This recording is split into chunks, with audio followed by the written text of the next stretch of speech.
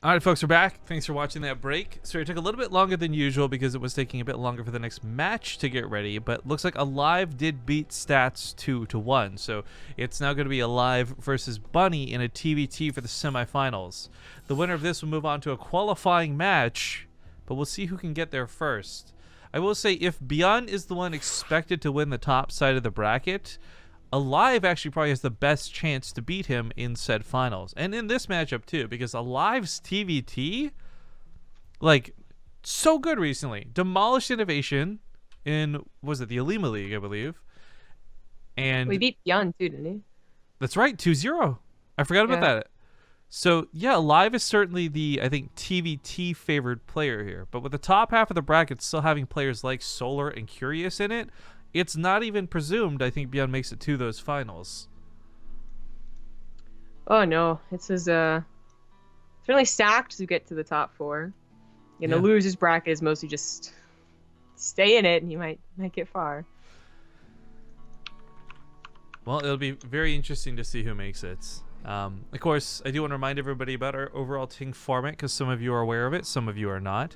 Top 2 players from each qualify get through, so one from the winners bracket, one from the losers bracket, but then we also do 2 invites afterwards. Now, throughout the history of StarCraft 2, you're used to people doing crazy invites because they want to hype up a tournament. Like, oh, we're inviting Polt, and they'll announce it like 7 weeks ahead of time. I've never been a fan of that system. We don't use that system. We would rather than try and pull hype from somebody's name, we really want to see instead players rewarded for their attempt to play. So people like Bunny, maybe he doesn't make it through, but maybe he gets to the semifinals of both qualifiers. That's a prime candidate for an invite back to the main tournament. I like our system. Apparently Curious had a 40-minute game just now, by the way. Aw, sounds like an awesome TvZ. That would have been, yeah. Or maybe that was before he fought Beyond. I'm unsure. But Dares is West Remain saying it was an hour. Oh, so it was. Yeah, it was against Hush, I guess. That's CVP. It took him an hour and a half to play 2-0. Wow. I mean, that would have been an awesome PvZ too. I would have liked to have seen that.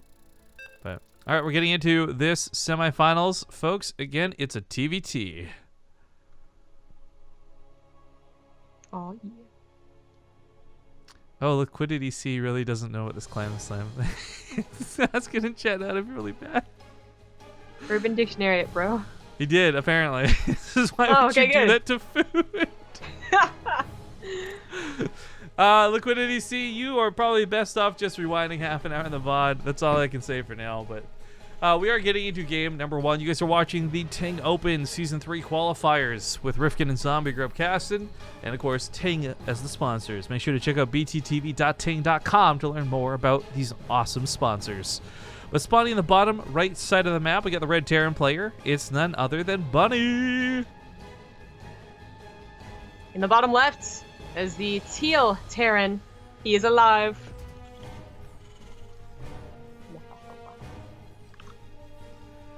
All right, so I think for this, again, my favoritism, my Partoofs, they get bet on aLive in this. 2-0ing Beyond, was it 3-1ing Innovation, I think it was even? 3-1 or 3-2, either way, he beat Innovation in the finals of the Alima League just earlier this week.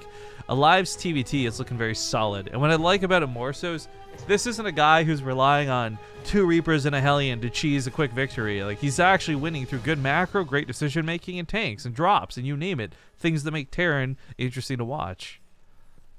Yeah, aLive looks solid overall, but Bunny is a surprise Terran. He's not just good in TvZ or TvP, but probably also good in TvT. So, because I expect surprises from Bunny, I wouldn't be surprised if he actually took on aLive. That doesn't make much sense, but I think y'all know what I mean.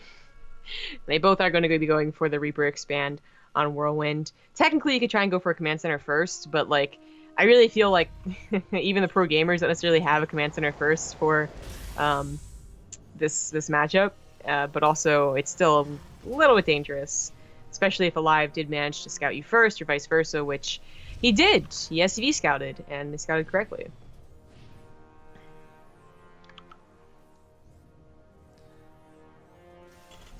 Well, honey.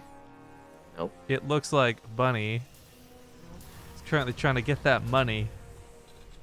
And I'm not trying to be funny. Use the word honey. It just sounds weird no matter who says it, in my opinion. Actually, in fairness, yeah, I did hesitate to start that because it's something that rhymed with it, but I couldn't think of anything else that, like, oh, and he's sweet like honey. Yeah. But I really hate, this is not even like a sexism thing. This is just straight up like a condescension thing. I really hate when people I don't know call me like honey or sweetie or things like that. And I know it's supposed to be a nice thing. They have to be the cutest old person to really get away with it. Well, it doesn't end up being that though. It's usually like the sassy waitress who's been on shift for too long that's doing it, right? Like, I don't know. I'm just not a fan because it feels. It's like if I went up to, I'm like, hey, "What's up, buddy?" It's like I'm not your buddy, pal.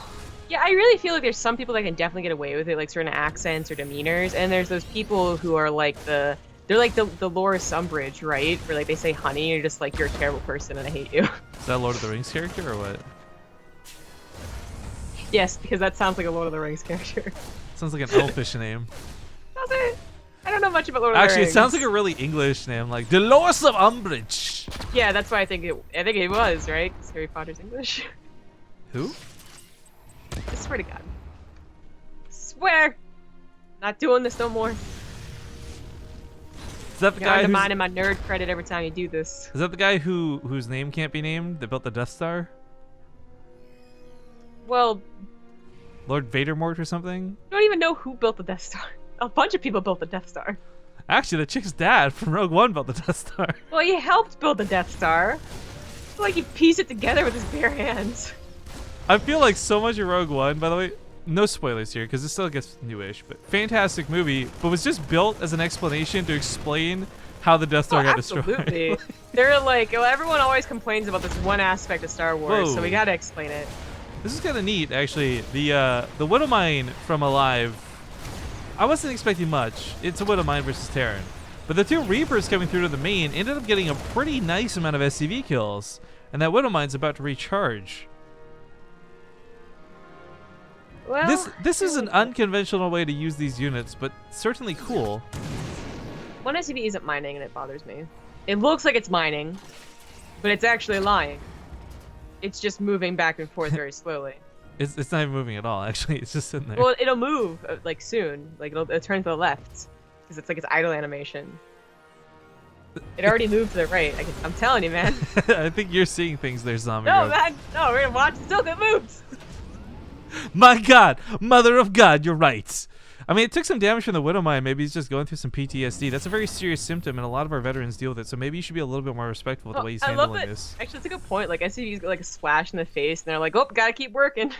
SCV, good to go, sir. All right, so aLive did some damage to Bunny. It wasn't devastating amounts of damage. Bunny's gonna try and return the favor, maybe a little bit more, because he has 2 pushes really set up. aLive gets a scout though with a Marine. That helps, but he already had a bunker, so I don't think he would have taken damage from the frontal attack anyway. Tank shot does drive that back, but only loses 1 Marine for it. I think Bunny, if he had clued in a little bit quicker that the tank was repositioned, he could have taken advantage, at least knocking down the bunker, but not wanting to overcommit, not wanting to overstay. He does still want to find some avenue for damage, and I like that aLive's actually replacing the depots and going to keep eyes on what's going on here, but bunker plus 2 auto turrets should actually be enough to hold the front, funny enough. I think so. It'll buy time for sure. That's usually what a bunker's for in TvT when his tanks have anyway. Maybe a mass repair. I think it's worth. Couldn't salvage. Wow, that bunker economy just right out the window. This is how the stock markets crash, man. How economy works. And stuff. Well, Bunny's really starting to pull aLive apart, but aLive's barely defending on all fronts. aLive's not really taking any serious damage through this yet, though.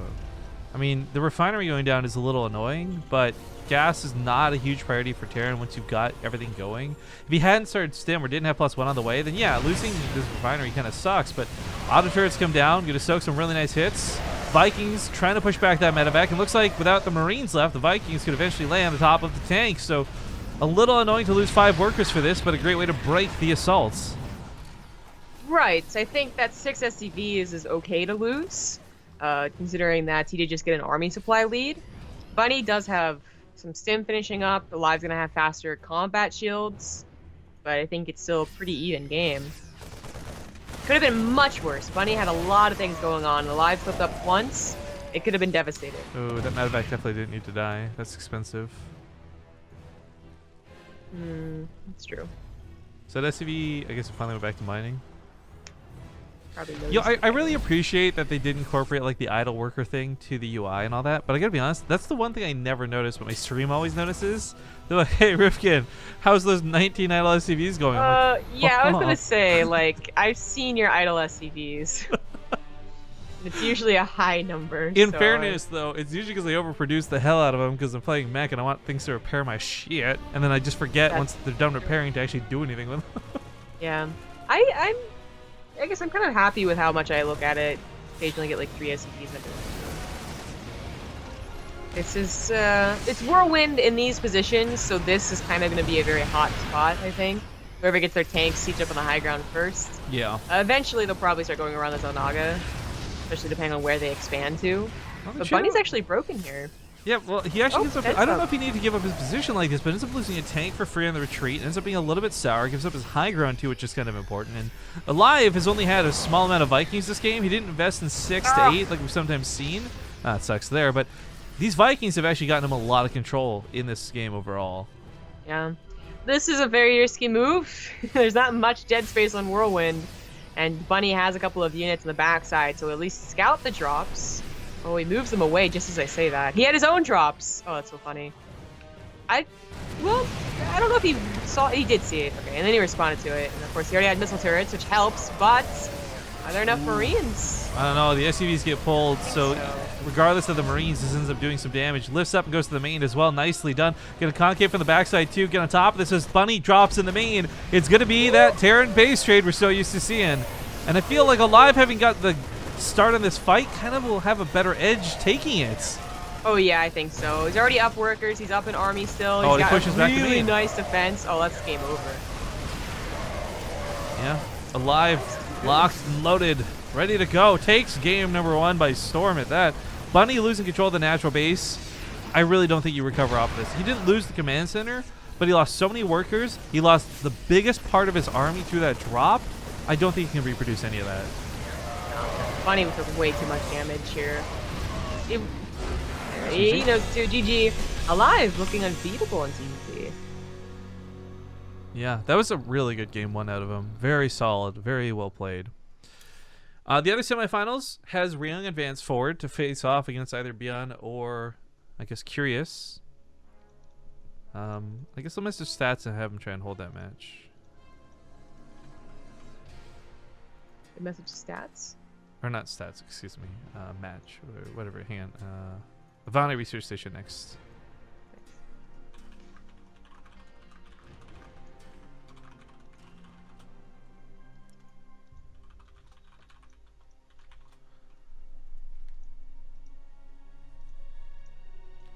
By the way, just to note, Crank is casting, so is Naruto from BaseTradeTV. Naruto from Take TV. Or sorry, I'm trying to walk and talk here. Let me finish typing first.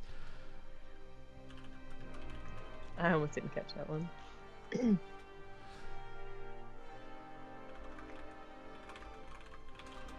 Sorry, I was trying to see if Crank was going to come join this or if he's going to do this thing. But, yeah, Bjorn and Ryung will play after this. We're going to try and get them to wait for us since it would be otherwise awkward timing. It would be AFK for a very long time. Oh, no, don't start that yet. Because I think Crank wants to come. Oh, would...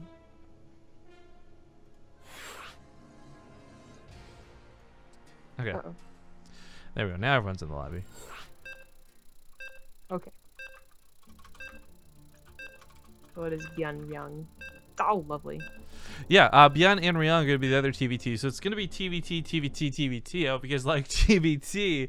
But I think it's almost heartbreaking. You got such an extreme amount of Z dominance in Europe, then such an extreme amount of T dominance in Korea. I wish there was like a way to mix the two. Yeah. This is the true reason we opened the Foreigner House, guys. We want to entice more Zergs to come over to Korea. Give us better games. Right. I already told you 3 times, dude. 1-0. aLive. 1-0, buddy. Crank. Get it together, man. But He's okay. probably talking about BaseTradeTV and Naruto. Shut up. All right, let's properly advertise that though, real quick, guys.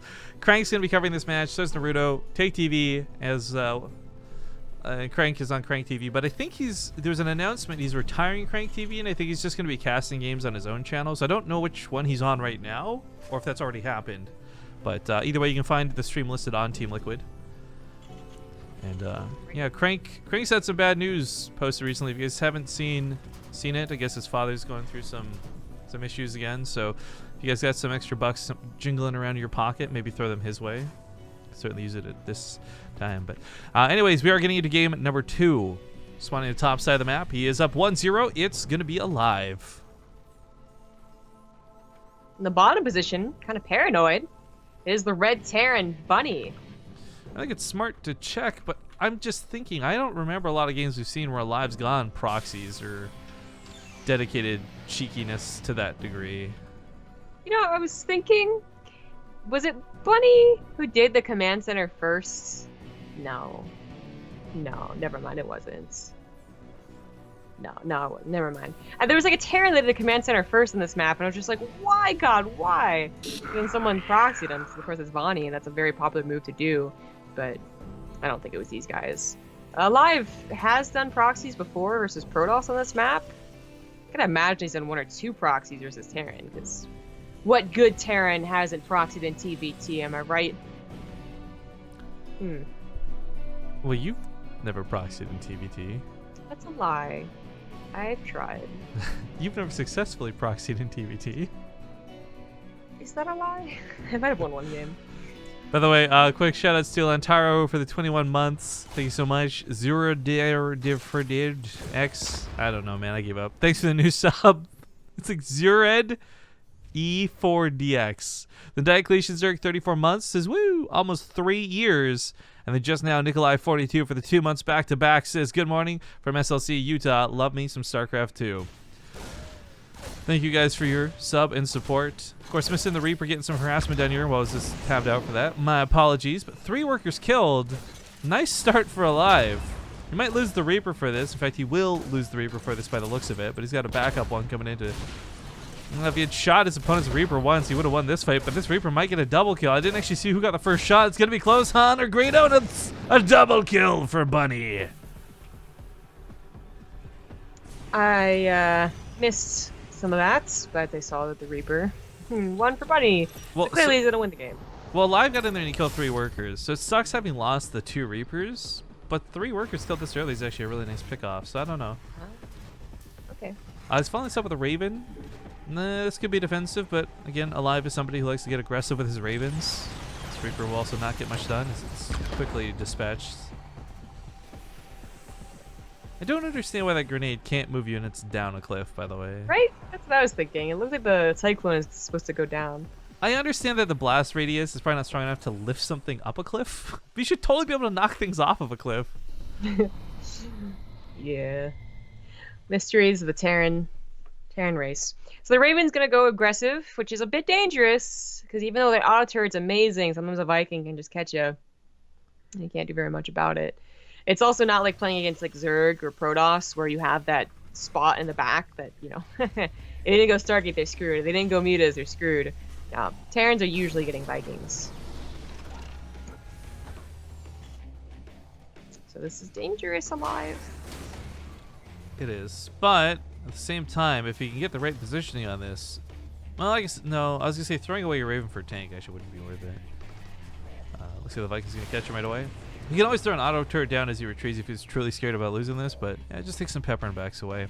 The nice thing about this Raven is, okay, maybe it would have been nice to get back there and kill some SCVs, but having those 2 auto turrets, possibly 3 actually by the time he attacks, that's a lot of aggression. That's a lot of extra damage you bring to those front lines, and frankly, 1 tank and even a Cyclone or 2 will struggle to deal with those auto turrets. Looks like aLive kind of F2'd as well. Had a Viking on the right side in a catch maybe a Banshee or his opponent's Raven or something. Now bringing it forward to the main push. Yeah, I think he wants everything for this. Well, Bunny's gonna have a very good scout with his Marine. You don't want to just suddenly have an army when you didn't expect it in the front of your base.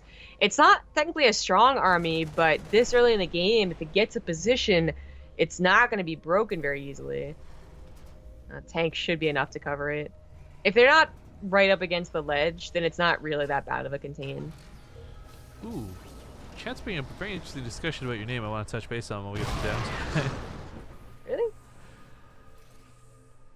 3 Vikings is going to be air control without a doubt.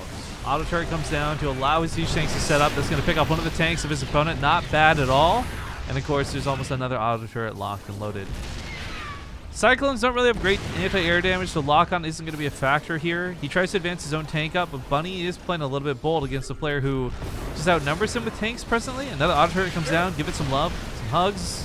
Tank gets... Oh, he actually lives. 14 health. Loses the Raven. Viking control starting to dwindle too. Bring the rest of his units up. I don't know if Bunny saw the Cyclone and the Marines off to the left. He does drop atop of the tank though, and that was a really cool move, and he will break aLive.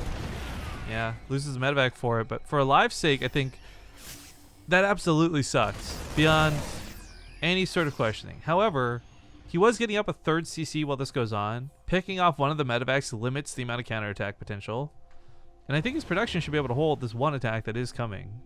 Oh no, it backs away. Never mind. Yeah, aLive's fine behind this. Looks like it.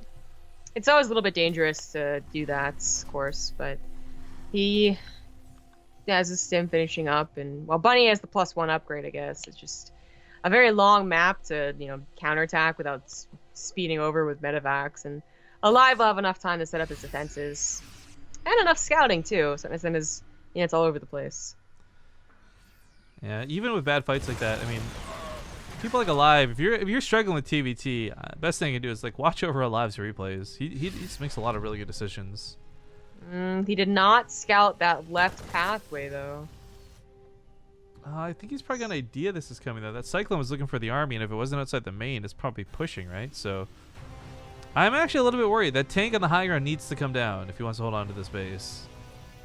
He could just lift it and wait. Or, well, maybe not. Oh, okay, that's what he's gonna do. Safer, yeah. 2 tanks looked like maybe it wouldn't be enough against Bunny's Marine count, but it is holding. Very dangerous maneuver to pick up your Marines right now, because if Bunny saw that and just concaved with the tanks unsieged, he destroys the tanks of aLive and then could maybe even enter the main base, but he's being very cautious. Yeah, I mean, if he had pushed back that medevac first and then done it, I'd be a lot less worried about this move. But back at home, there's one tank. If he drops on top of the dead zone of the tank, aLive's good to go to kill this natural base. Dodges out of that missile turret range, so won't lose the medevac, and this is a very deadly push. Those SCVs, though. Bunny, he just pulls back entirely from this too, so aLive can get his 3rd.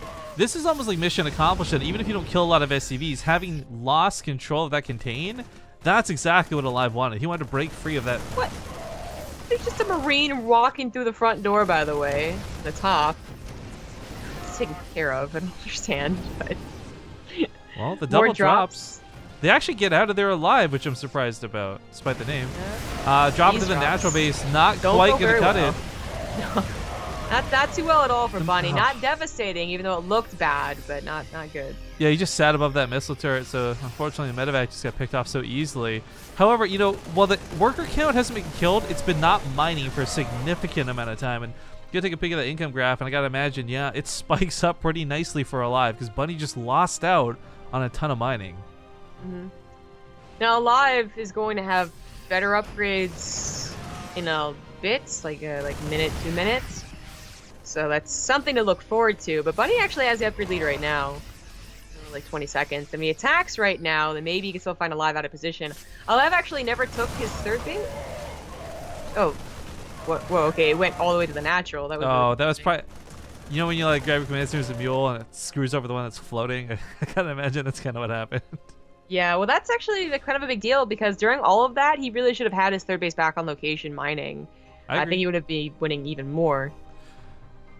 Regardless of that, though, he is heading out with a significant drop, and it's going to be probably better they didn't try and take that 3rd, because then I won't have to protect it. He sets up at the top of his ramp. I think 3 tanks defensively are fantastic.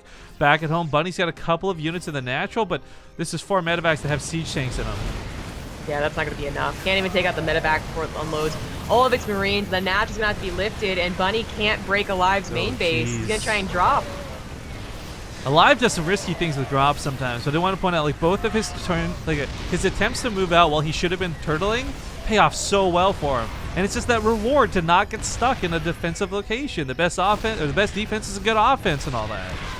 Yeah, he also keeps on scanning Bunny's drop. Bunny was going to try and drop maybe on the army, maybe in the natural or something. His units are in fact still in the medevac, but he can't get anywhere. aLive keeps knowing exactly where he's going to go.